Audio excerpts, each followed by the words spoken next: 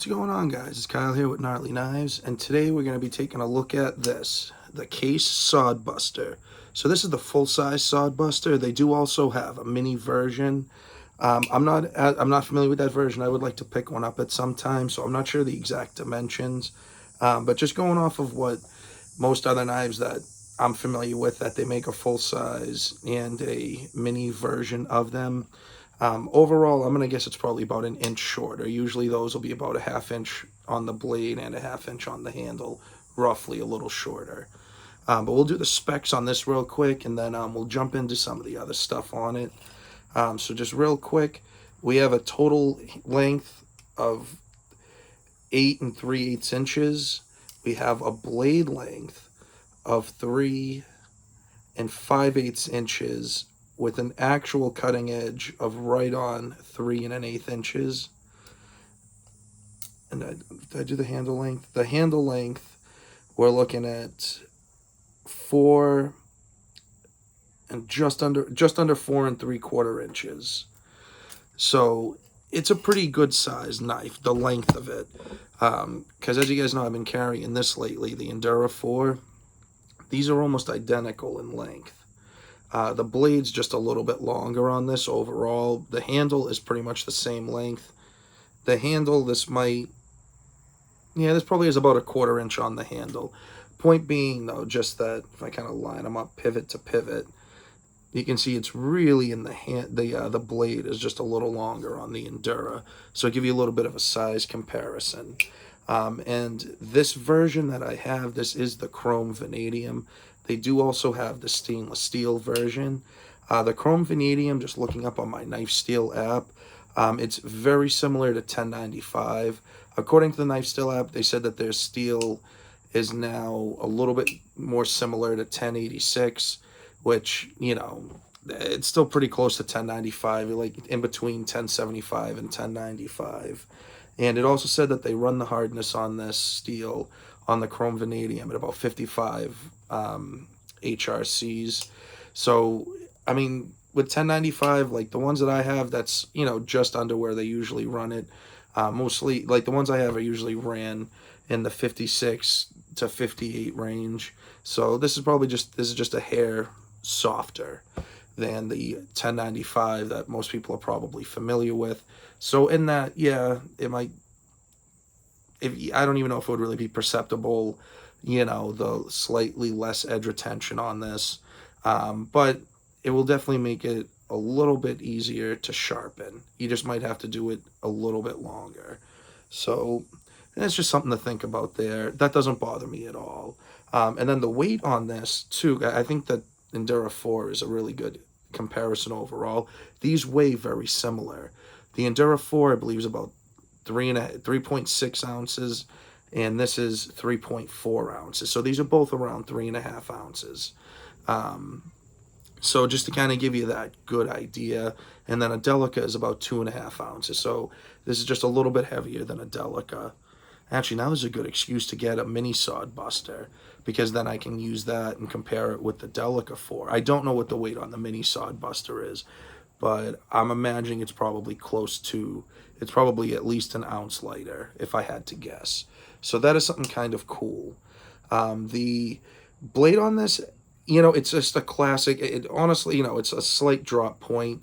It reminds me very much of like a Swiss Army knife blade, just a little bit longer. I mean, more of a drop point. The Swiss Army knife blades to me remind me more of like a more drop in the point, I guess. Almost that Kephart style look. And, you know, in the probably like month and a half or so, month I've had this, you know, I've had to given it a sharpen a couple times. But generally, just on the strop, brings the edge right back. And when I first got this, well, I guess I'll do with the price first. So the price on these, this specific one is about $37 right now. I think that's about what I paid for it when I got it. I think I paid like $35. So it's right in that range. They do have different handles. You can also get the stainless steel version. And it's similar with the mini Sodbuster if this is a little too big. Because I just when I was looking at these, I just typed in case Sodbuster, and it was showing the mini and the full size, and I was seeing pretty much the same handle combinations you can get with both. And it is a slip joint, you know, you probably already guessed because you just keep seeing me play with it. And that's one of the reasons I really wanted. I actually first heard about this knife, so I'll just do a quick shout out Advanced Knife Bro, because he has a lot of videos. He's just really a funny guy. But I first heard about this knife probably a couple years ago because he has a video covering the case Sodbuster. And at that time, I wasn't quite on the traditional path that I am now with pocket knives. I've kind of always been there with fixed blades. I kind of like the more old school outdoor geared fixed blades, you know, wooden handles, bone handles, stuff like that, leather sheaths. But now that I've been kind of getting more into traditionals, I was like, nah, I gotta get a Sodbuster. And there are other companies that make this style of knife. It's not just Case, but it is kind of cool, you know, so you can find them, you can pay more, you can pay less. This, I think, you know, just having, you know, I only have the two cases. I have this and then the Trapper. But I feel like I'm getting a pretty decent idea of Case, like at least their quality, fit, and finish. The knives of both this and the Trapper have both been holding up well. I will be probably in the next few videos be covering the Trapper for anybody who is interested. But this has been holding up pretty well, being chrome vanadium, so it is more of a carbon steel. I believe it's like 0.65% chrome, so very, very little chrome. That chrome in there is probably more for just carbide forming and stuff like that, like with the vanadium. I don't remember how much vanadium was in it. I feel like it was less than 0.5%. It might have been about 0.2, 0.3%. But with a basic carbon steel, you know, all that little stuff in there, I'm sure it does give it a good little oomph. But it will rust. I haven't had too many issues with it. I mean, because the stainless steel on the Trapper came as well. It had, you know, kind of like not quite a mirror, but it has like a nice, it's a very polished blade. And I've noticed too, just, you know, the more polished it kind of like tightens the pores on the metal so it won't pick up or won't rust as easy. But it has still gotten some. I mean, you can see a few little specks there. It just looks a little greasy because I actually keep this with a little bit of fixin' wax on it, that animal fat and beeswax. That's more just, you know, kind of help protect it a bit. But you can see, and this was probably, I think I got like a penny or something when it was in my pocket. But it does have this little line here which lines up. You probably can't really see it now too well. But where it lines up is like right where it's closed in the handle. Excuse me. That though, I'm sure with using a rust eraser or that stropping method, because that's how I got the rust out. Because it was just, you know, light to slightly moderate surface rust, and the stropping method there took the rust off and it just left the little patina marks. And of course, as I use it more, it'll pick up more.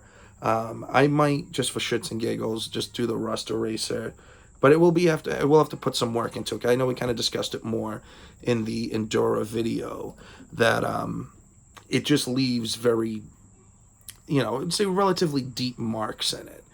So if that's something that you're cool with, so it'll be something that, you know, when I do that, because I kind of like this polish, so when I do that, I might try it out, see how it goes, and then I'll probably use, because I have some fine sandpaper, I might go to like 800, 1,000 grit, you know, kind of work with those, and then, you know, see how I'm feeling, maybe a little 2,000 grit, and then throw it on the strops.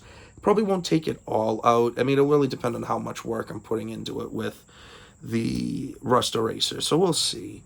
But pretty cool though. Now this is completely pinned all the way through, so I mean, this isn't a knife you'll be able to disassemble. But honestly, that used to bother me more, like especially when I got the Duke. Actually, let's bust it out right now real quick if we're doing slip joints. So yeah, give another comparison. Oh, I gotta clean this. That's the only downside with these knives that live in the pockets like that all the time, where you don't have the clip. probably won't be able to really see, but there's just a bunch of lint in there. So the blade, see, it's not like fully closed. It's got like a little hump. It's not a big deal. I'll clean it out after the video. But you kind of get an idea how we're looking. Oh, that's kind of cool. So actually the Duke has a little bit longer of a actual cutting edge.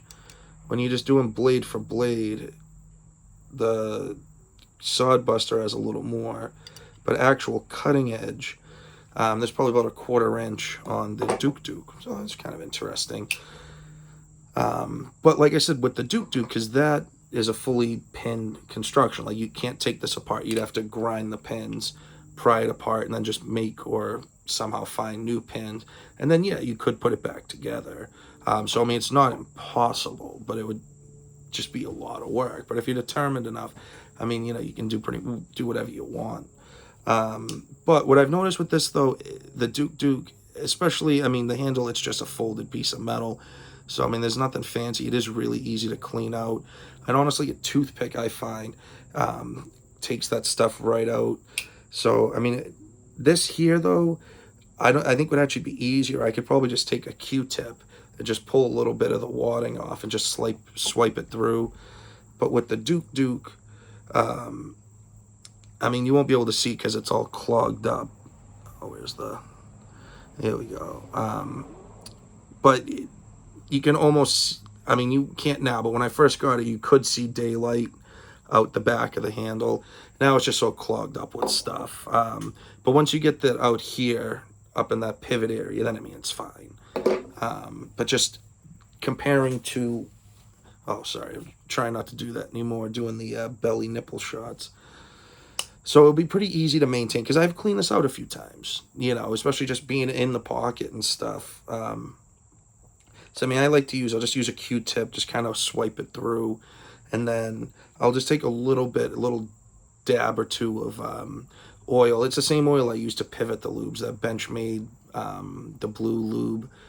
That stuff, it works pretty good. I mean, it's a relatively thin oil. I mean, it probably too, you know, the downside of it being that it probably helps it retain stuff when it does make it in the pocket.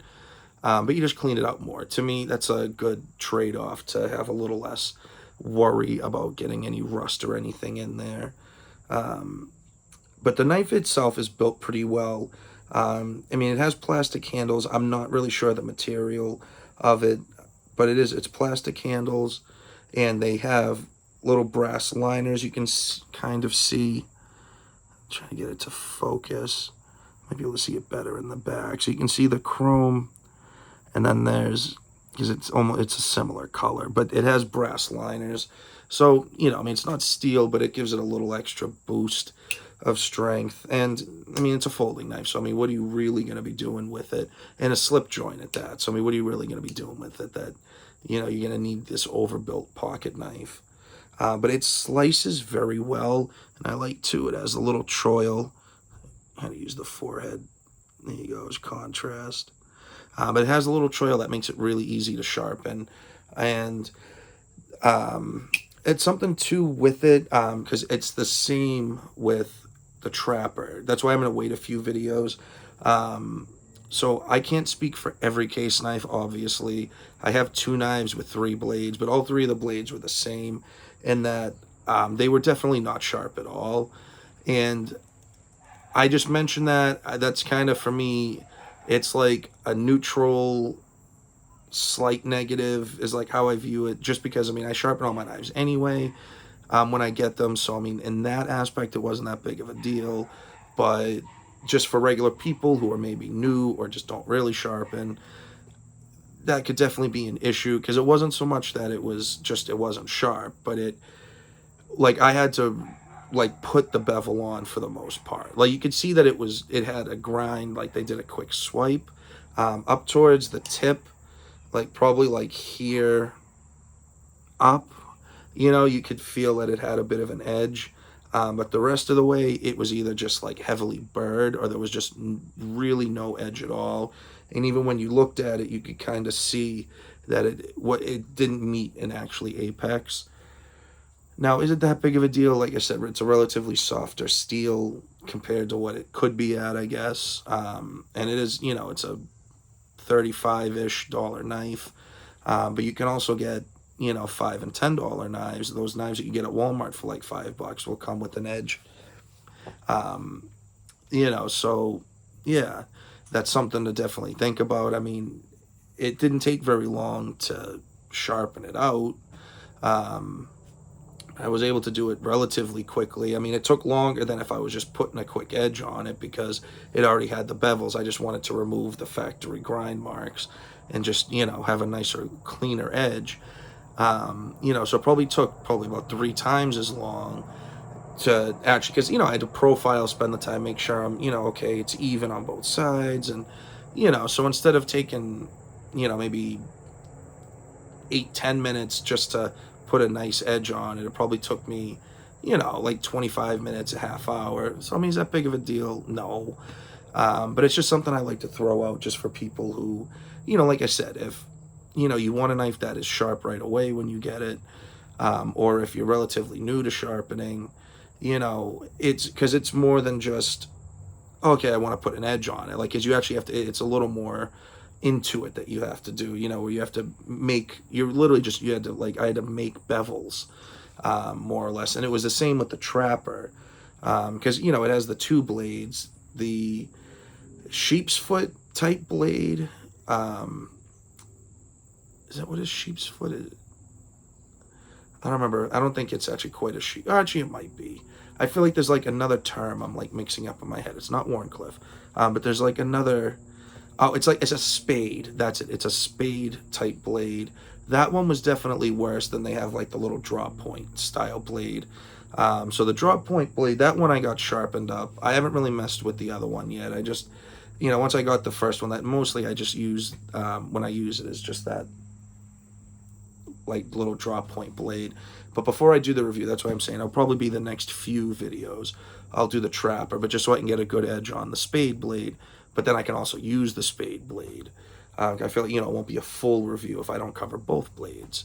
You know, I mean, that being said, and, you know, in this too, I mean, it's kind of just a thing with, you know, these pinned blades. It's just when they go in, that's just how the blade is. So you can't really mess with centering. I mean, this is definitely, you know, full up, just like making contact with the edge of the handle. You know, I don't think that's as big of a deal if I had the ability to adjust and mess with it, just because, well, actually, the Duke is pretty centered, to be honest.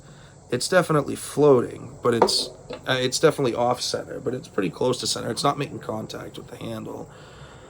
But I have a few of those Higo no Kami knives. Those all rub the handle. You know, and just some other of like those like floating style blades. The Trapper, I'd have to look at it. I can't remember right now. So that could just be this one. But I feel like it's kind of hit or miss with if you're getting dead center, or at the very least not rubbing the side of the blade. And is that a big deal? No. I mean, it doesn't really mess with the functionality of it, but you know, it can definitely just add some scratches and scrapes, where this blade is already getting a little beat up. I mean, you're not going to really notice it at all, but some people it's more of a bigger deal too. I mean, would I prefer it was, you know, closer to center? Yeah, of course. I don't know if this would work, but it's something I think about sometimes. But maybe if, like, you know, I take it, because I mean, with your finger you can move it, but if I take it and push the blade over and then maybe take a dime or something and kind of work it in close, I mean, the thing is that I'd probably scratch the blade, so that's, you know, the trade-off. I mean, I could put like a piece of paper between it, kind of give it a little more protection, but just kind of like wedge it up in as far as it'll go, and then just kind of leave it for a few weeks or a couple of months and see if it, you know, over time will kind of bend. It'd probably be something in the handle or the pin that goes through it, but just see if that works. Oh, I did it again, I'm sorry.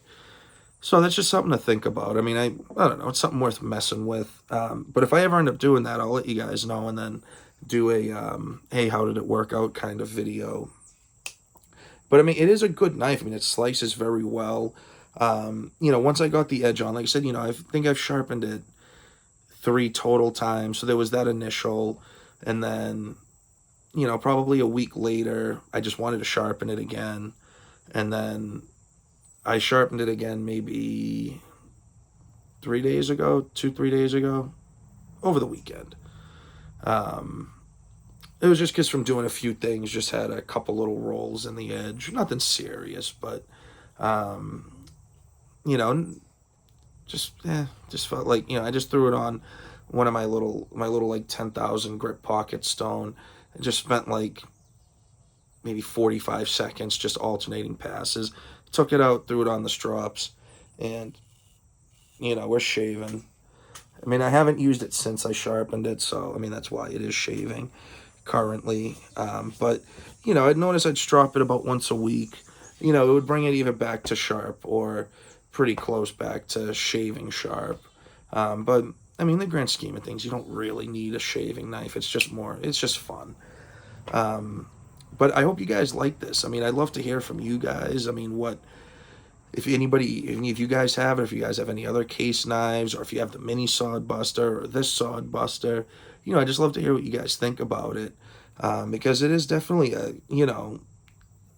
would consider a budget. To me, I kind of look at things, anything in the like under $50, is kind of getting more towards budget. Because you can get some good knives. You can get some damn good knives for under $50. I feel like kind of like the 20 to 50 range. I mean, not that you can't find decent knives under $20. It definitely becomes harder, but I feel like the 20 to 50 range is, because then you're throwing in like the Rat series of knives, the Rat 1 and Rat 2. I mean, you can get both of those in D2 for like 40 and $45. I've even seen a couple of them under 40. It just, depends where you're looking and when. But it's just kind of cool, what you can find out there. And I think, for under $40, I feel like, yeah, it definitely could be a little better with a few things. Honestly, my biggest gripe is really just the edge thing. Just as it more pertains to other people, but that's just my own feeling with it. But I'd love to hear your guys' thoughts, or if you do have case knives in general or Sodbusters, just what your experience is with the edges or way the blade floats. But I like this knife. I will definitely get more case knives, and I'd actually like to get a couple more of these. Because I think too these will make good gift knives. Because from what I've noticed a lot of times with people, most people think of knives that aren't familiar or don't carry knives. Will assume it's either back lock like the Endura, or it's a slip joint. Because if you let them use the knife, you'll see they'll try to like close it and it won't work, or they're going to the back of the knife trying to find, the little button or lever or whatever to press. Because it's funny, even like liner locks are like super common, frame locks. I mean, they both operate the same way, but yeah, it's just funny because I'll even hand one of those to someone and they're like, just handing me the blade back here. I can't close it. But I think because, it is a good looking knife. That's why, especially with some of the other handle combinations, and I did try cleaning this up a bit, because I think I had mentioned it in that review preview video, that just from being in the pocket, this, kind of pea colored yellow, it has picked up, a good amount of like dirt and stuff. I used some rubbing alcohol right before, so you can kind of see a little bit, some of the dirt. I mean, it's nothing horrible. Probably about like 60% of what was on there came off of the rubbing alcohol. And it was also the 71% rubbing alcohol that bottle's probably a couple years old, but I have some new 91% I'll try out and see. That'll probably do better. But if you do want a knife that definitely looks like you're using it and will pick up wear on the blade and the handle, I think this is definitely a great option, especially with this color. Because you can get these in black, so that really won't. I mean, it'll pick up scratches, but it won't really pick up dirt, or it won't show dirt quite as easily. But then that's something to consider too if you want a knife that still retains that relatively new look.